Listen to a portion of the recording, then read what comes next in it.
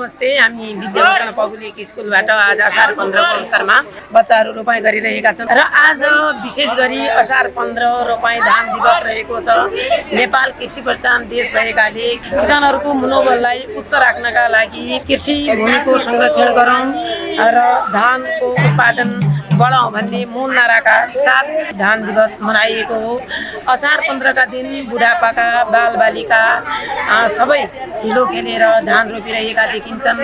बाउसेहरू आली लगाउने अनि मेलो बनाउने काम गर्दछन् भने गोपाराहरू बिउ काट्ने धान रोप्ने काम गरिरहेका हुन्छन्। आजकै दिन दही चिउरा खाने गर्छन्। दही चिउरा खेतमा खानुको खास किंवदन्ती नै यदि दही चिउरा खेतमा खाइयो भने अन्नबालीमा सह पर्ने भन्ने मान्यता पनि रहेको छ र वर्षौंदेखिका आफ्ना दुःख व्यथालाई आफ्नो स्थानीय भाका अनुसार गाउने र ती दुःख पीडालाई दोहोरीका माध्यमबाट मेटाउने चलन पनि रहेको छ।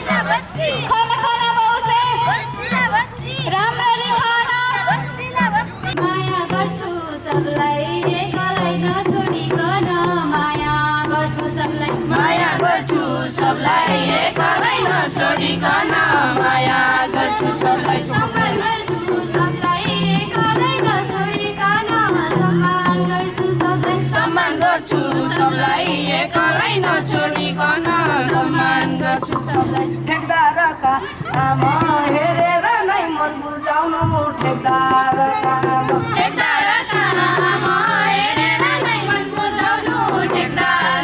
आमा के हो तिम्रो नाम यता नहेर सानो गर आफ्नो काम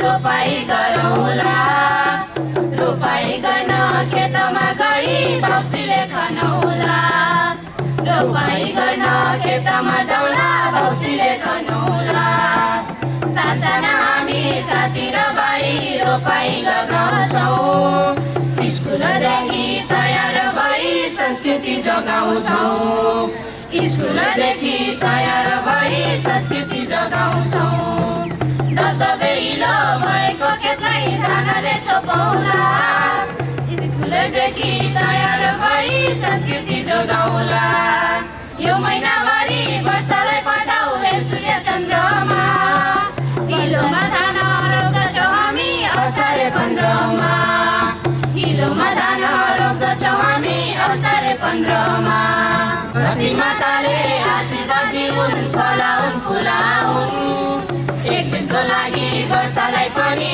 रोपाइमा बोलाउन् एक दिनको लागि वर्षालाई पनि रोपाइमा बोलाउन्